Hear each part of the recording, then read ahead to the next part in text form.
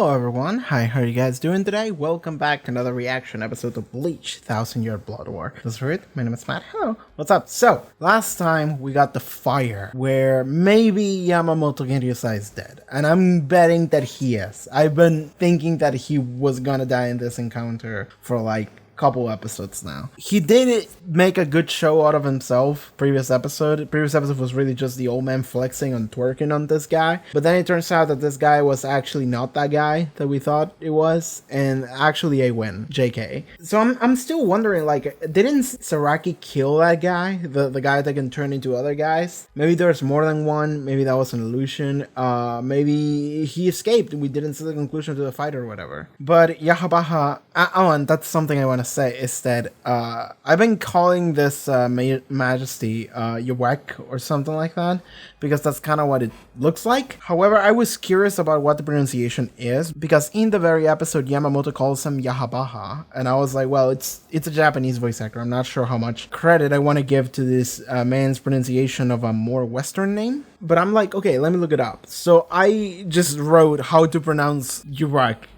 and I found like a Reddit post from many years ago of someone being like, how do you pronounce this name? And the reply was, you're supposed to pronounce it like you would the name of God. So Yahweh or Jehovah or whatever pronunciation is, but it's supposed to be something more akin to the original Hebrew pronunciation. And that's also why it is spelled the way it is spelled, because maybe it's kind of a reference that Ichigo wanted to do to God himself. So the reason why that name is weird like that is because it's supposed to be kind of like that. And I actually thought about it. Like, when I saw that name being spelled out for the first time, my first thought was Shin Megami Tensei. In Shin Megami Tensei, God is there, and it is spelled with 4 letters. YHVH, also known as Jehovah or Yahweh, is an important figure in the Shin Megami Tensei series. Of course, he's God. So anyway, moving forward, I'm going to call this guy Yahabaha. I'm not entirely sure if that's correct, but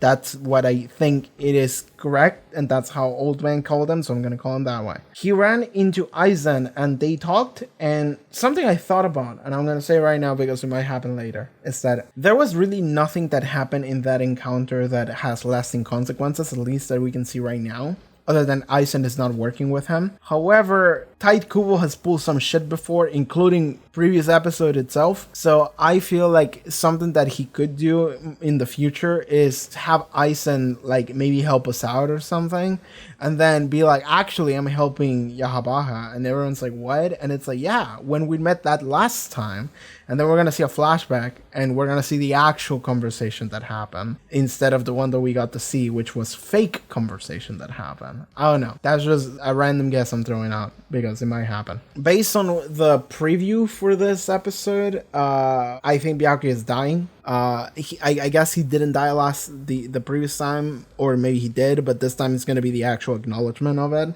I feel like this is gonna be the episode where, like, okay, the assault just happened, and these are the losses, right? These are all the characters that died. And that would be fun, but at the same time, it's like, I have no fucking clue how we're living through this. Like I have no clue how all of these people in Soul Society are gonna continue to stay alive, because I'm expecting them to, because we need characters, so they can't all die. But I have no fucking clue how we're stopping the assault, because the assault shouldn't stop. It should keep going until they just kill everyone. So I have no clue why we're here. Alright, I'm stalling. Let us begin. So, Patreon. Check out the Patreon. Link in the description below. Pop up on the screen. You can watch the next 2 episode reactions already to Bleach, 1000-Year Blood War, as well as full-length reactions. Supporting the channel in the process, it would help out a lot. Let us begin. So, Bleach, 1000-Year Blood War, episode 7. Let's go. Oh, no. Was this a flashback to the first time? Whoa. The captains of old. There were some fun designs in there. Oh, we're gonna see what actually happened 1,000 years ago. It was a massacre. And we're gonna get to see how the captains of old were like bloodthirsty as fuck and just goring these quincies. Why didn't you kill him? That's the question.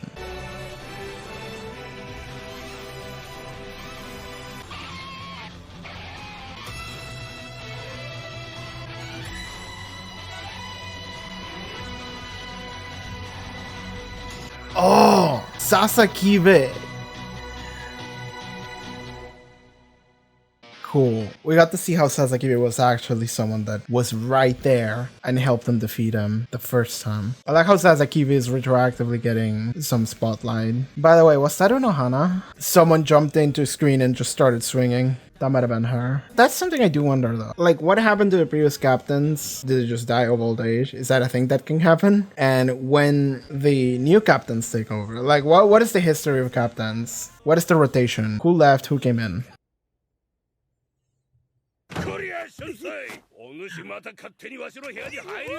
That's Kyoraku. That's so sick. Kid Kyoraku. あれは昔ソウルソサイティに現れた化け物じゃ。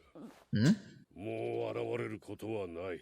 もしまた現れるようなことがあれば、その時は。He's dead.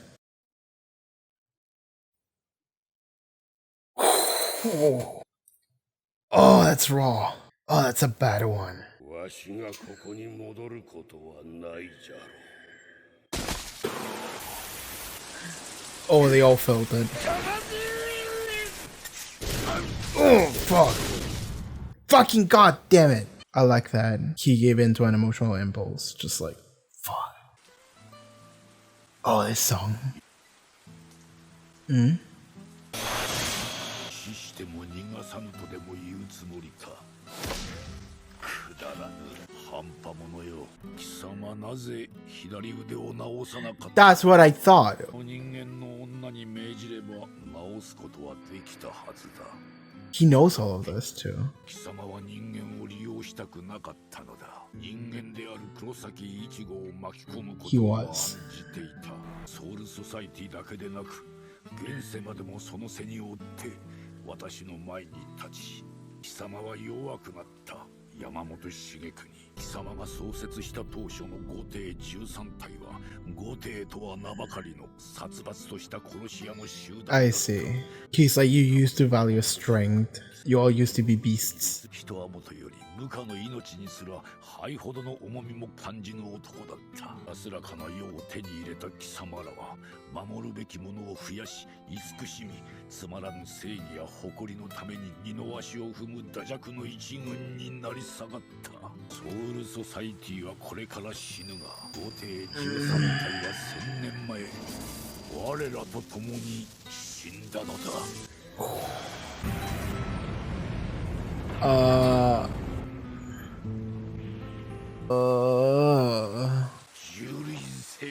Yeah, well, fuck. They're summoning more. Okay, they just had an army in standby. Alright. What? How is it like getting consistently worse every episode? How is this still escalating? How is this happening? Oh my fucking god. Ichigo's gonna get here at some point maybe, and he's gonna be like, what the fuck? Oh, he can feel them fading away. Well, that sucks. He broke it. Akun broke it. Yeah. Okay, let's go. You're fucked. Doesn't matter. You're all fucked. He's here. We need him. Only person with a Bankai. Let's go. Okay. Is he going after Byakuya? Like priority targets? Who's fading away? Okay.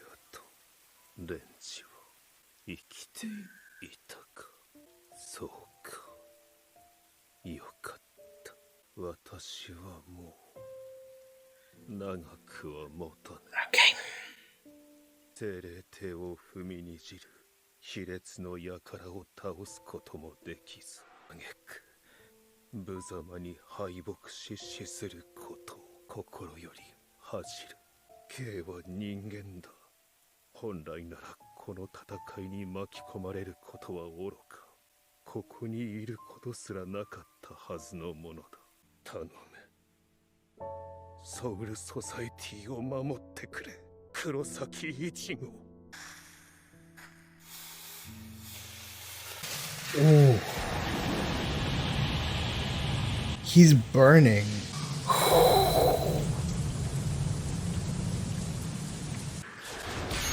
Ooh. Sword first.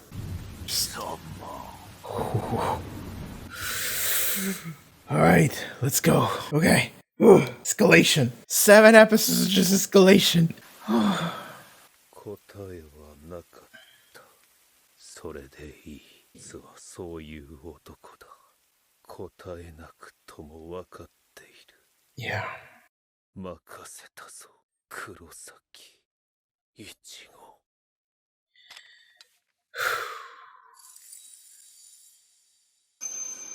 Goodbye. Oh, I like that. You can see a tear among the raindrops. 戦うつもりか。あんたが敵のリーダーか。そうだともそうでないとも言える。ソウルソサイティをめちゃくちゃにしたのはてめえかって聞いてんだよ。その通りだ。しては仕方ない。潰していこう。 Whoa. Ooh. Okay, sure. Holy fuck. Damn animation.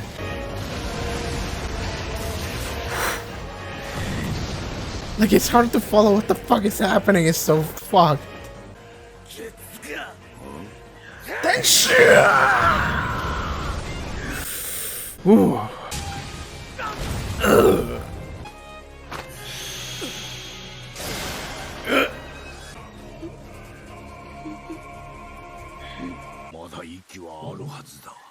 Yeah, he didn't go for the kill. What do you mean by that? Y'all have mind control or something? Also, you're never gonna put him in your command. This man is not gonna give up. He's using the same thing they're using. How? He learned how it works, so he's like, fuck it, I can do it too, I guess.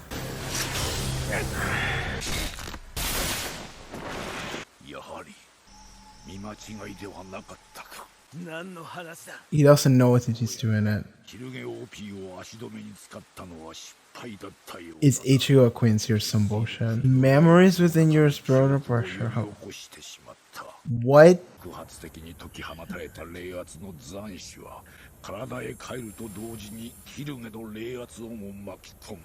Okay, I guess he absorbed it.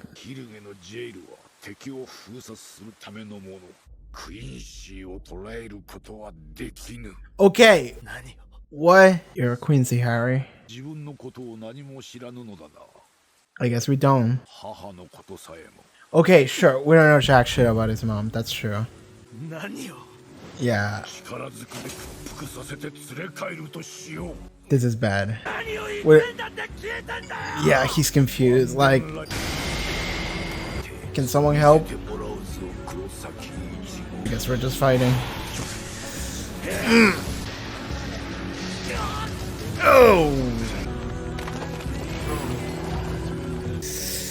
Damn. Can someone help us out?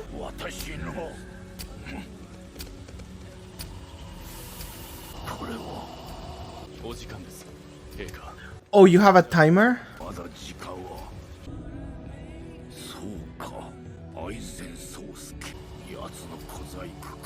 What? You spend more time than you thought you did. He made you think that not enough time passed. Aizen saved whatever is left of Soul Society, I guess. How's Rukia doing? Ichigo said they're fine, but I don't know about that. We're doing this again. We're once again powerless to stop these guys from just leaving. Fuck.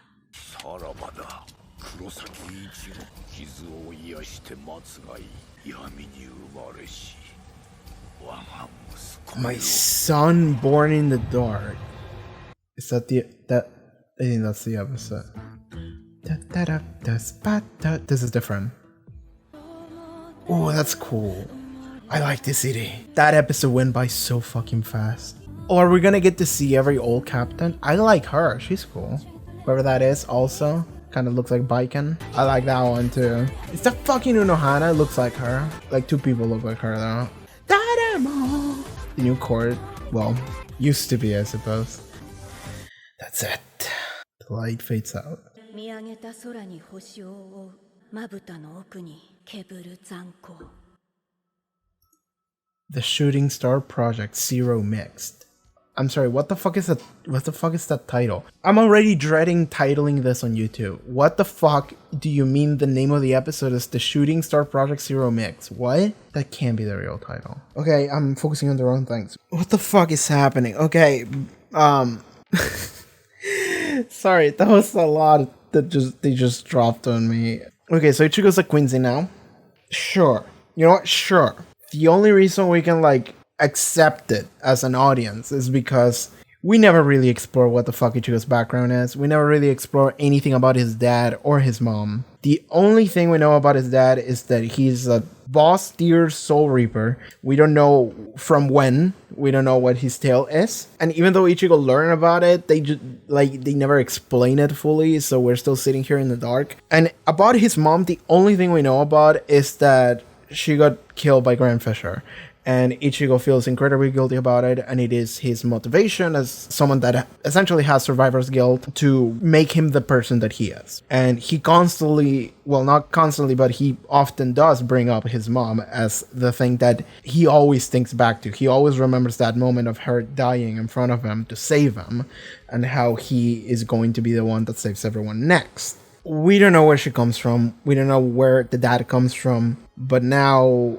Okay, things are falling into place. And this is something that this makes sense now that I'm thinking about it, because a couple episodes ago, we're watching the opening for this season. I mentioned how there is a seemingly deliberate transition between Sangetsu into Yahabaha in the opening. And I looked at that and I was like, okay, that has to mean something. Like, I don't know what that means, but that means something, right? And I even said, like, Ichigo could be like a long-lost descendant of Yahabaha. And I didn't say he was a quincy, but I guess he is. Like, I thought, like, they became quincies afterwards. Like, you're not born a quincy, you become a quincy, so Ichigo is, like, genetically, like, connected to them. But no, genetically, he's a quincy, actually. Ichigo is a quincy. He's always been a quincy, I guess. Or maybe his quincy shit has been awakened by the fact that he's interacting with the jail by OP now. The point is, Ichigo is a main character, and therefore he has to be a shinigami,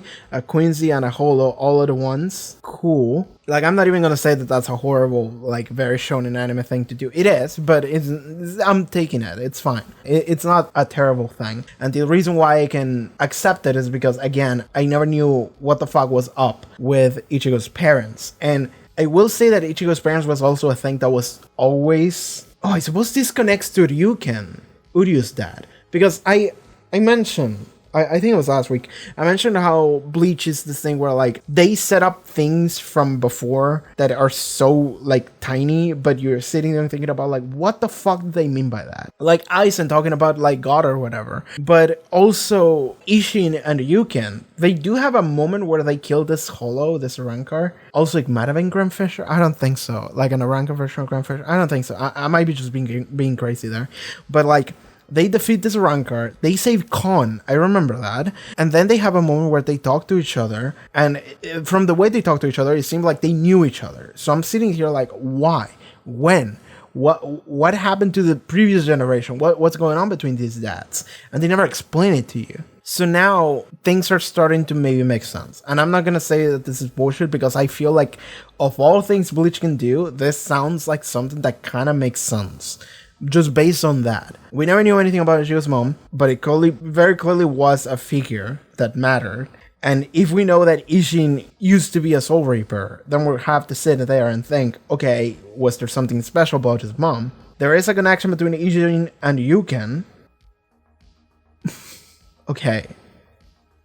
Theory time. Ryuken is Ichigo's uncle, and Uryu is Ichigo's cousin. That would kind of make sense. Actually, like, the relationship they had seemed to be kind of similar to that, where, like, they are not antagonistic towards each other, but they don't seem to enjoy each other's company either. Because, like, I haven't watched that recently, but many years ago, when I think about Ishin and Ryuken talking, I feel like the relationship, like, the dynamic was something more like we know each other, and like we're kind of on the same side, but we don't really hang out with each other, and we kind of don't want to.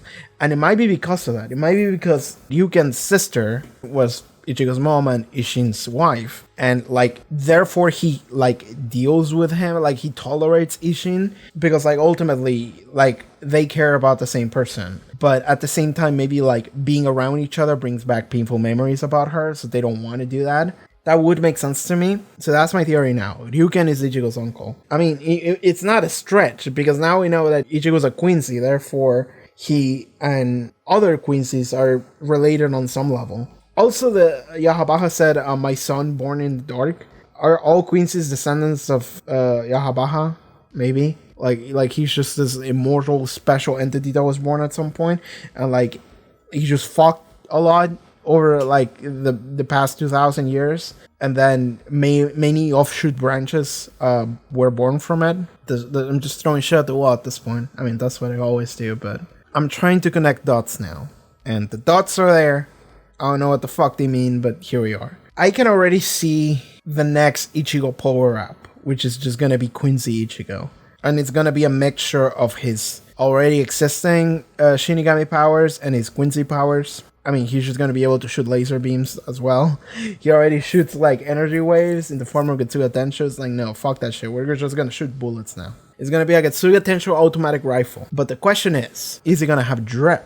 Because that's clearly the thing we care the most about in Bleach. Okay, that whole Quincy talk is a talk that we're having, and we're probably gonna have more of it later in the future. Like, okay, here's the thing.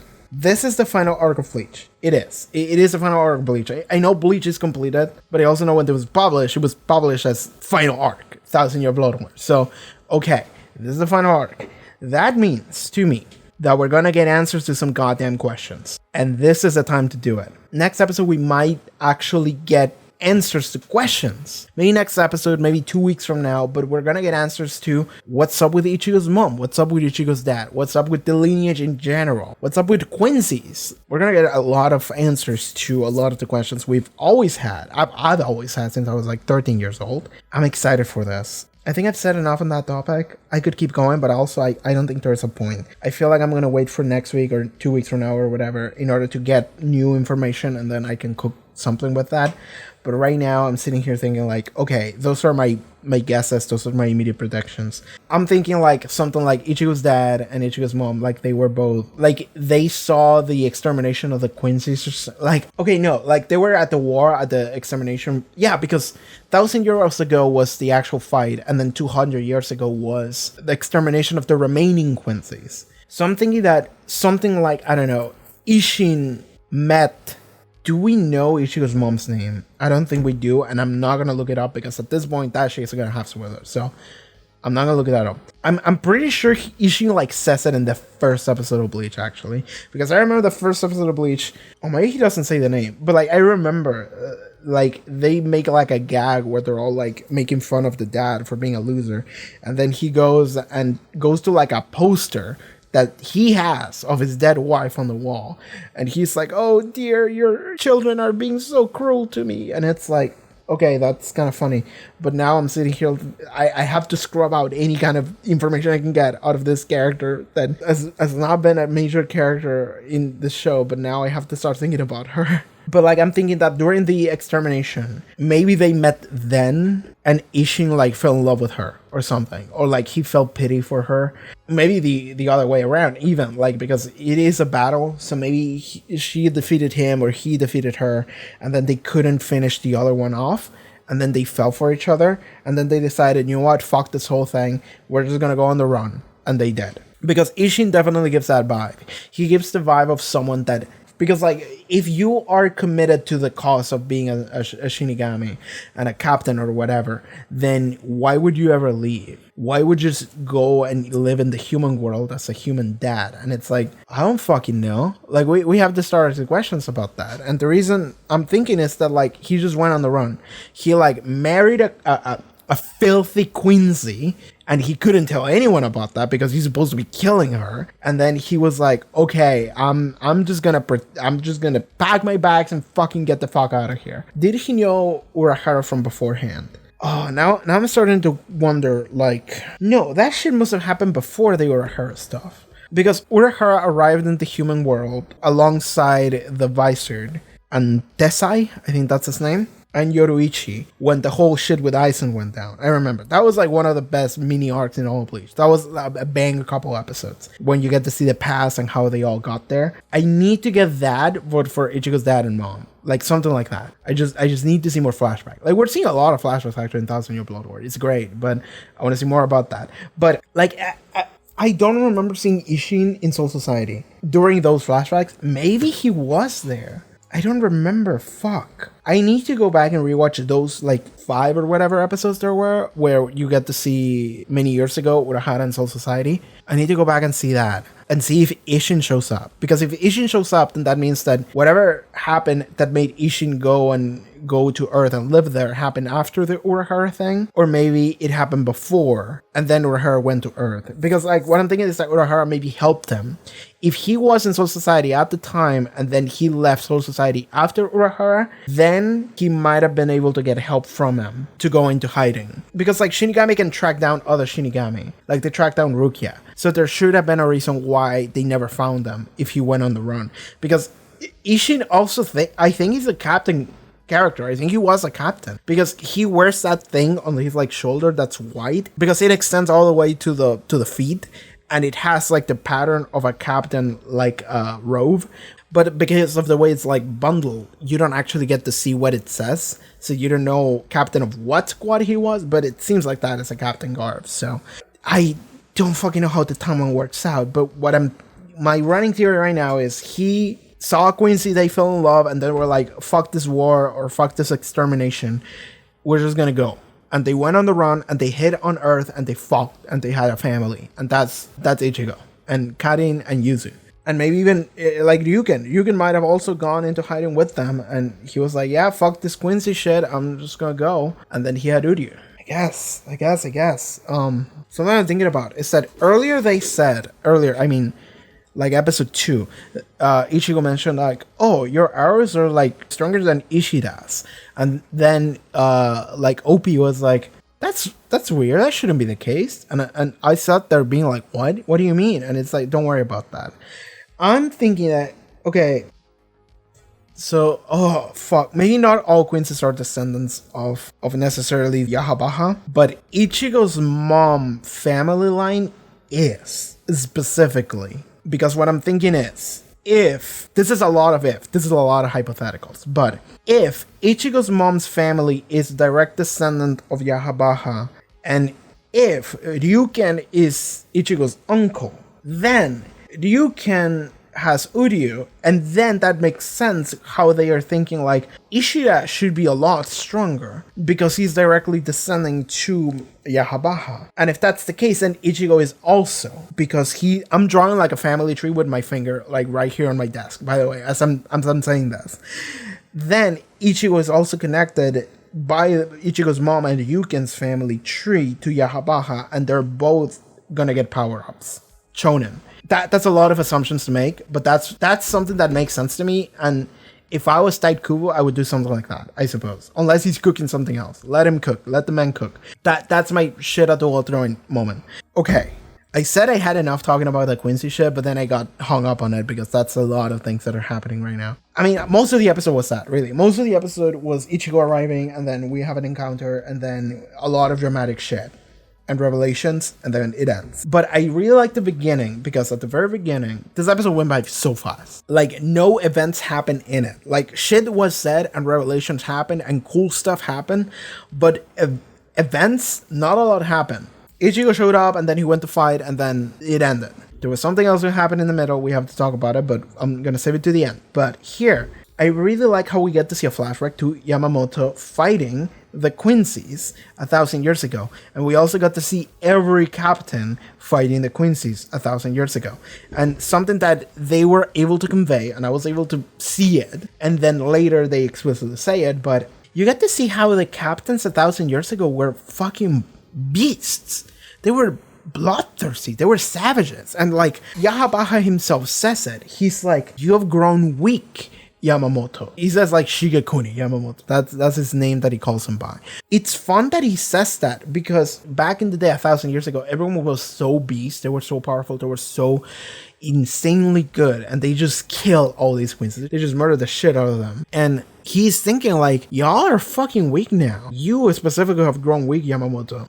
It feels like a villain thing to say, but at the same time, like, I look at it and it's like, that would make sense actually, because the way he sees it and what he says is, you're all talking about like this like peace and your code of honor and shit, and that's where you lost because you're a fucking weakling, you got lazy. And it's like, it makes sense that he would be pissed about that because he got all of his men and people and himself even like fucked up, and most of them killed on brutal manner 1,000 years ago. And for 1,000 years he's just been thinking like, that fucking piece of shit, I'm gonna get him, I'm gonna get his ass, like I'm gonna get my revenge. And then like the next time he encounters him, he's like, oh, you're all about this like honor and pacifism shit now?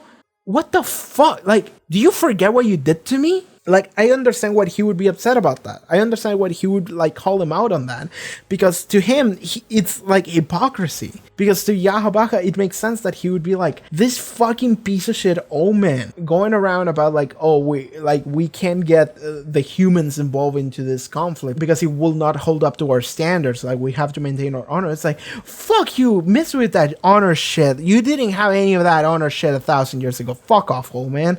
Like, it makes sense that he would be upset about that. And I like that. I like that that's something that like, it just sounds like a villain monologue, but if you think about it, it's like, no, that makes sense. It makes sense that he would feel like so disgusted by Yamamoto now, because to him it feels like he's mocking him. He's mocking what he did to the quincy 1,000 years ago, and that's cool to me. And it's cool that because like we got to see, and honestly I love those characters that we got to see there, the people that were at the Gotei 13 1,000 years ago. They seem very cool. There were a couple of them that seem very cool and very savage, and I'm sitting here thinking like, I would love to see them. Like, I would love to see them in a flashback. We already got a flashback here, but like, I mean another one, right? They seem very cool characters. There's like some designs there that I'm sitting here like, damn, cool. We're wasting a design here on a character we're gonna see for one minuscule flashback. Okay, sure, but I would like to see more. But you know what? The man wanted to draw something cool, and you know what? I respect it. I would do the same thing. And one of those, actually two of those, they look like fucking Unohana. And I could just be completely wrong here, but there were people. There was one specifically that you see in the flashback that she shows up and just fucking starts swinging and kills someone, and she looks grim as fuck, and it looked like Unohana. It really did look like Unohana. And the reason why I'm like latching onto that is because I'm like, I said it before, Unohana is a character that like, she's around and she's like the healer or whatever, but I always get a vibe that she has like a lot more going on that we know about, because we don't know jack shit. And she always has this like persona and cadence. It feels like she's always putting on a mask. And like, she has like a moment, I mean, not one specific moment, but moments. She's always putting on this like act, and then suddenly she'll have a moment where she's gonna get real serious, and she'll just say like one line that sounds real serious, and she's gonna have a real serious look to her, and you get the chills. You get a moment of like, ma'am. And it's not that I'm doubting that she's not good. I think she is, but like, I'm thinking like, she was one of the original 13 1,000 years ago, which means that she was a beast. She was a savage. She was nuts. Because like, Unohana also has that vibe of someone who's been around for a long time. And of course, that doesn't have to mean anything, because we have a couple of characters in the Gotei 13 that do feel like they have been around for a long time, you know? Like, Unohana is one of them. Then you got Kyoraku, and then you got Ogitake, and who else? Mayuri has been around for a while, but he wasn't always a captain. In fact, he was a convict at one point, I think. Kumamura feels like he's been around for a while. I mean, but we actually did get to see Kumamura younger and him climbing through the ranks before, so never mind that. But yeah, there's definitely some characters in the Gotei 13 that they do feel like they've been around for a while, and Unohana is one of them. Unohana is one that feels like she's been around for a long time, and even longer than Kyoraku and Ukitake. I believe it. I actually believe it, because Kyoraku, we actually got to see a child version of him. And something you actually do get to see in Bleach ending number 3, Hokiboshi by Yonha. I have it here on my playlist. And if you don't know which one it is, let me play it for you. Yeah, okay, so that ending, something that really cool that they did for that ending back in the original show, this played during the Soul Society arc, and they showed you like scenes and things for each squad. So squad 1, squad 2, squad 3, and you got to see who's the captain and who's the lieutenant, and you got to see, I don't know, daily life shit with them. But something they did for squad 1, you got to see Yamamoto, and you got to see how like he's like at the academy and he's like training, and he's like acting as like a teacher to Kyoraku and Ukitake. And you got to see young Kyoraku and Ukitake as like teenagers, and they have like wooden swords, and they approach Yamamoto and they try to hit him and they fail. And it's like, oh, that's cool. And it's like a cool minor thing of world building that is not, to my knowledge, anywhere else outside of that. And I'm sitting here thinking like, okay, they are young. They're much younger than Yamamoto, and Yamamoto's been around for a while, and he's everyone's teacher. Or at least theirs, because they do feel like they have the closest connection to him. So what I'm thinking here is, like, so they're younger. Unohana might be one of the really old OG captains. And maybe I was right to be afraid of her on some level. Like, on some tiny level, I always thought, like, oh, there's something going on with her. Maybe there is a beast hiding inside of that. Which is wild that she has, like, a Sanpakuto that can heal people. Or maybe that's the joke. Maybe that's the gimmick, right? Like, she has a Sanpakuto that can heal people just because she enjoys brutalizing them more. So she heals people just so she can keep goring her. That's fucked up. I would love that. Actually, that would be sick. Or it's just like Aizen. Just like, we don't understand what her Sanpakuto does, actually. It's something completely different. You just believe it's something else. Like, Aizen told everyone, oh, it can make illusions. And it's like, well, kinda. It's different though. Speaking of Aizen, he saved Soul Society. Kinda. He saved Ichigo. Okay, so never mind what I said earlier about like maybe Aizen will help him out or something because of some bullshit reason. Like, no. The reason behind that encounter was because Aizen, we needed to see that Aizen actually did fuck with Yahabaha's perception of time, which allowed it so Yahabaha would run out of time that he can be inside of Soul Society. Not him, but everybody. Because apparently they have a set timer before it expires. And Yahabaha was confident that it's like, oh, we can just destroy everything now. We can just fuck everyone up. And then he has a moment of like, oh fuck, I'm being teleported away. I guess I ran out of time. Oh, okay. Aizen fuck with my head. I spent way more time with him than I thought I did. So like, I don't know, I lost like 5 minutes or something like that. And I thought I had more 5 minutes, but I didn't. So I guess Aizen fucked with me. So, okay, that's cool. Aizen saved Soul Society. It's hilarious to say that, but he did. I'm not saying that Aizen is a hero. I'm not saying that Aizen wanted to do good. That doesn't matter here. But Aizen did it. That's cool. Because like even I said like a couple like episodes ago when Soul Society was being invaded, like episode 3 or something, I had a moment where I just made a joke of like, yo, can we let Aizen out? Like it feels like we kind of need him right now. And guess what? He came through for us. So thank you, Aizen, I guess. There was an implication that maybe the Quincy's have mind control or something. So now I'm worried about Tier Haarute. I am. Fuck, because like he does say we're gonna bring you with us, and we're gonna, he doesn't say convert, but he says like you're gonna work for us, you're gonna fight for us or something like that. So maybe they have the ability to just like influence you in some level or control you, so you actually end up fighting for their cause. So now I'm worried about Tier Haarute because it feels like maybe we're gonna have to fight her, and maybe she's gonna die because she's gonna be bad again. Maybe not, maybe we'll save her. I don't know, I hope so, man. I like Tier Haarute. Okay, it doesn't matter. That's beyond the point. That doesn't matter to this episode in particular. Okay, Byakuya's fucking dead. He's fucking dead. Yamamoto's dead and Byakuya is dead. We got 2 major losses. I did not think Byakuya was gonna die. I mean, after previous episode, okay, I believe it. Or not previous episode, 2 episodes ago. Okay, I believe that. But when originally the assault on Soul Society happened, I was like, Byakuya's not gonna die. He's too important. He died. And it's like, okay, that's a major loss. Fuck, dude. Like, Byakuya is cool. And Byakuya is a character that also had a lot of, like, development. That's something that's really cool about the Soul Society arc, is that Byakuya sees the world in a very specific manner. You get to hear why he sees the world in the very specific manner he does. Because of his backstory, because of his parents, because of Ryuka's sister. Like, all of that ends up being something that is conflicting for him. And he ends up making choices based on the beliefs that he holds and the way he sees the world. And then he encounters Ichigo, and Ichigo just says, like, dude, I don't give a shit about the rules. I'll break as many rules as I have to in order to save the people I love. And Byakuya has like a moment of like, I love this because I remember I rewatched this many times, but even recently I rewatched it because I was sending my best friend an excessively long Discord message about Byakuya Kuchiki and why he's cool.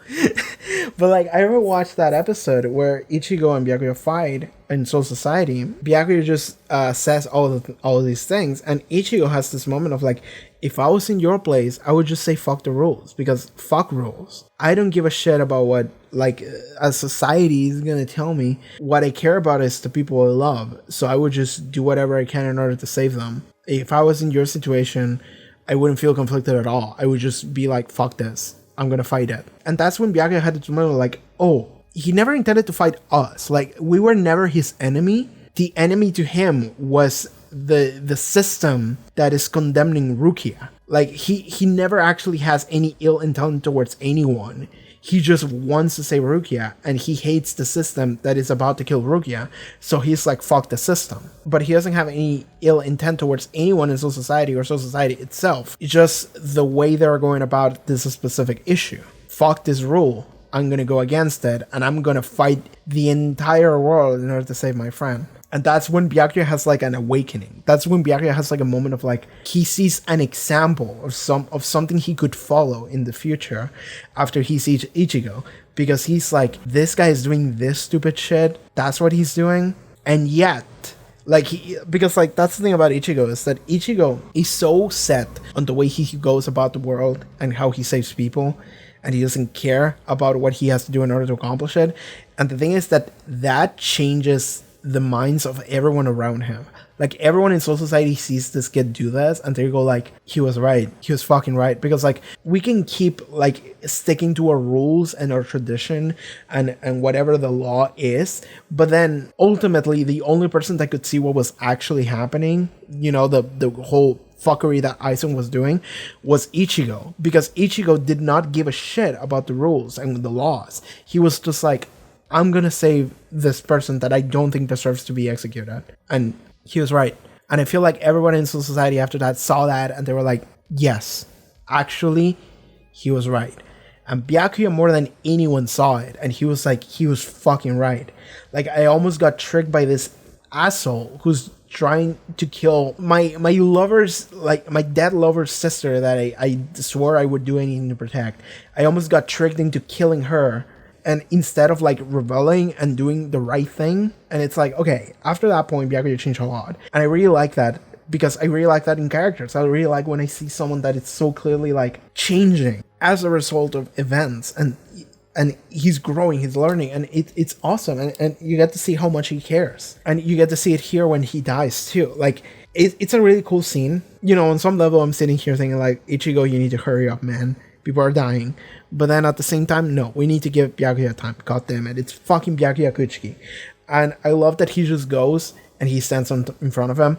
And Byakuya is like, are Rukia and Renji safe? And Ichigo is like, yes. And he's like, okay, thank God. And then he starts going about like how he failed, how he feels like he let down Soul Society, how a lot of people are grieving. Oh, Kyoraku might be dead too. I forgot about that. He got shot. Somehow I don't feel as terrible about gunshots as I do about, you know, Yoman getting sliced in half. That sounds like a more deadly wound to me than getting shot. Like, we didn't mourn for Kyoraku as much as like we did for anyone else. So I don't think, I mean, he could be dead. Maybe next episode we're gonna mourn. But right now it feels like Kyoraku could be alive. He could have lived. Anyway, back to Byakuya's death. I like how he is going around all the things that he feels like he fails, and he's like, and he feels like such a failure for having to ask this to Ichigo, someone that's a human that shouldn't get involved in this at all. And he's like, I'm sorry I asked you this, but please protect Soul Society. Like, please do the thing that I couldn't do. And I like how Ichigo didn't even respond, and he just left. And Byakuya thinks to himself, he didn't even reply, but that's fine, because like, I know what kind of man Ichigo is. He knows. We just talked about it. And I don't even need a response. I know what he's going to do. And then he just dies. And like, man, that shit sucks. This was 7 episodes of just escalation. Or not 7, I guess like 6. You know, 6 episodes of just non-stop escalation. And it culminates in fuck. Really, just fuck all around. Like it feels like we just got some escalation, and now we finally get a break, quote unquote, a break. But like the reason why I'm calling it a break is because like we need to have some kind of downtime between escalation and fucking bullshit happening, because we need to have time to process what just happened before we go into more shit, right? So that's where I feel we're at right now. We just finished this insane arc, and now we're gonna have a moment of like, fuck, look at how many people died, and we feel like shit. And then we can start moving into more shit. Oh my god. Oh, 1,000 Year Blood War has just been a fucking roller coaster, and we're still halfway through it. Oh my fucking god, the show. Byakuya's dead. The old man's dead. Ichigo's a quincy. I don't fucking know what's happening. I'm gonna end the video. I'm not gonna lie to you. I'm exhausted. I've just been talking non-stop for 40 minutes. Also, earlier I was playing games with a friend of mine. We were screaming. I was playing Omega Strikers. It's a very good game. Give it a shot. But I'm dying here. I'm so tired. It's late, and I'm just gonna go get some dinner. So that's it for this episode of Bleach. If I forgot something, I'll just mention it next week. But yeah, that's it for this episode of 1,000 Year Blood War. Oh my fucking god. See you guys next time. Alright everyone, thank you so much for watching this episode of Bleach 1,000 Year Blood War. If you would like to watch the next episode reaction, the next two actually, you can do so over to Patreon. Check out the link in the description below, support the channel, check out some of my other links, and I'll see you guys next time. Take care everybody. Bye bye.